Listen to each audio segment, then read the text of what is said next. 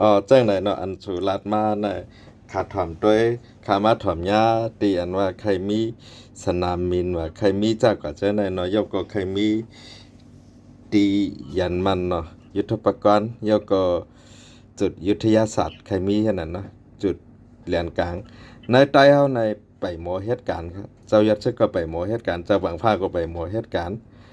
เพราะว่าหมอเหตุการณ์น่ะที่เอาที่ละมาเนี่ยเฮามายุกย่องเอาคางเขาปะโอเขาลอยเขาน่ะเขาวางแผนไว้เอามานั่งใต้ในอันอยู่จอมทุ่งโป่งน่ะอันอยู่จอมสีเสียงหนองหมอนได้เป็นชั้นปะโอก็แบบกำในเปิ้นลูกเขามาเนี่ยเอาเป็นปะโอหลูเมียวแบบนะในมัดปงตีนเขากำในเพราะว่าเตมาเลิกหนอแต้นพองเขาเลิกผู้ใหญ่ก้นลงเขาซอเขานะเจอยิบมัดปงตีนเป็นชั้นปะโอเกาหลีปะโอหลูเมียวเกาหลีเนี่ยเตไรกว่าเลิกเขากำในเฮามาเอาตีนาตีล้างคืนเนี่ยนะจำรอยใต้เรื่องเลยก่อนขึ้นกว่าถามด้วยก้นซึกเจ้ายัดซึกในจ่องมีมัดปงตีนมานนะจังนะเขาเรียกว่าเฮาต่อสู้มานห้อมโหลเฮ็ดนะกำในป้อเหมือนนั่งลอยเขาคางเขาเนี่ยเขามีมัดปงตีนมานพอติดต่อสู้กันในเรื่องเนี่ยก็ในเรื่องเนี่ยหมายถึงในตีไรโกนั่นนะเขาก็กว่าไล่กำในพอติดต่อสู้กันในมืดเนี่ยก็เหมือนนั่งเฮายาม เปลี่ยนโอ้ยก็ซึกคางเขานะกลางวันกินเหล้าจอมซึกมาเนาะกลางค่ำบ่ขึ้นลักยื้อซึกมาเนาะในไตเฮาในหัวไตเฮาในหัวเจ้าบางพาเจ้ายัดซึกมีจังได๋กำในเพราะว่าเฮาได้มาลัดลองขึ้นอย่างมุนแรงน่ะไตเฮาปุ่งแตกมือ ก่อนหน้านั้นจะไอ้เป้าเขาลาดหน้านั้นว่าไตเฮามี20ล้านเอาก็เอามามี10ล้านเอามาเมื่อแล้วในไตมี4ล้านครับหายหลายกว่าหลายๆ16ล้านแล่นเข้ามาเมืองไทยบ่ได้แล่นเข้าเมืองเขมบ่ได้ในอันมาเมืองไทยก็มานั่งปุ่งแตกเขาหันให้พี่น้องลังคือเขาพี่น้องทุ่งโป่งเขาจังได๋พี่น้องเมืองปอนเขาจังได๋มีมัดปุ่งตีนนำมันนำเยาก็มาด้วยตีกะลีกุนเฮงนี่ก็มีมัดปุ่งตีนมานำมันนำกำในป้อมือกว่าในตีเฮ็ดหือกำในย้อนหังเลยแต่ไรมีมัดป่งตินนะสังว่า เปิ้นติปันเมืองเจ้ายอดซื้อกับเปิ้นติปันเมืองเจ้าบางผ้าสู่มาตอดแม่เอาแลนะติฮือกะตอดมัดป่งตินเปิ้นก็มีอันนั้นกำในมือมีที่ตั้งก็มีอยู่เจ้ายอดซื้อก็กว่าถึงในปีต่อเป็นกาหือเจ้าบางผ้าก็กว่าถึงเป็นกาหือแดนพ้องใต้ก็กว่าถึงเป็นกาหือพอเปิ้นว่าเฮาเมืองเขเมื่อเปิ้นมา30ปี40ปีนั่นนะเพราะว่าเจออยู่เมืองเขเนี่ยเดี๋ยวไรมีตีลินเฮ็ดกิน2ล็อกยอก็เตมีแวงเฮินเดี๋ยวไรเอามาปรุงตินเขเฮามาปั่นนะได้เดี๋ยวก็แล้วปั่นขอในก็ก่อน เดี๋ยวก็เลยกว่าปั่นเจอมีมาปรุงตินก็ได้สั่งว่าเมืองใต้กันเหยียดมาเดี๋ยวไรขึ้นมือเฮ็ดพาสปอร์ตคำเมืองในเมืองใต้เนี่ยในก็ก่อนเจ้ายอดซึกเดี๋ยวมีตีตั้งไปเดี๋ยวมาตรวจแคบกลางใจนะเจ้าจอมเมืองฮักซึกคือฮักวันเมืองนะอันเป็นใต้ล่างคืออันมีมัดปงตินในเมืองมานั่นเด็กก็เอากระตอดบันเจ้ายอดซึกจะบางพระ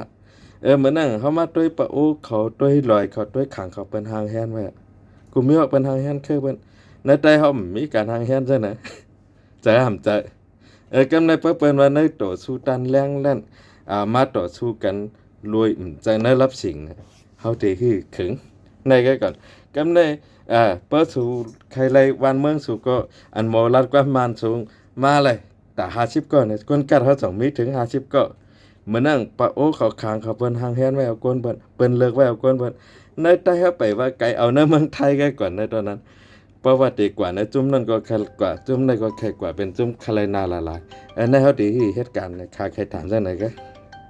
ตอบด้วยลูกกำในทำคนเมืองเฮาในกำบันนำในมีอย่างดูมันจังมานเนาะมานของทีมันกลมกว่าเฮ็ดดิกมันกลมกว่าซ้อนกำบันนอกกำบันนำไม่เป็นคนมันนอกอ่ะมันจะเป็นจังไหนกำในทำขุนเฮาก็ทำตีนนำว่ามาในเป็นเขียนเฮาบ่ใต้ในทำมันจะปวดนี่ล่ะเพราะมันตีนนำว่ามาในเป็นเขียนเฮาในคนเมืองใต้เฮาก็จังว่าเจ้ามันก็มันใครอย่างดิกมันก็ใครซ้อนอ่ะนำบ่ดีก็ใครเฮ็ดอ่ะมันจังหวะแบบนั้นน่ะมันจังแบบมีเหตุมีผลอ่ะเฮาได้ว่นเอาผลประโยชน์ในวันหน้าเนี่ยเฮาได้ว่นแล้วก็ในมื้อนั้นวิเศษจิตรดากับมันก็แม่นเหมือนน่ะว่าเจ้าบางภาคเจ้าสิเขาเก็บหางไว้มื้อนั้น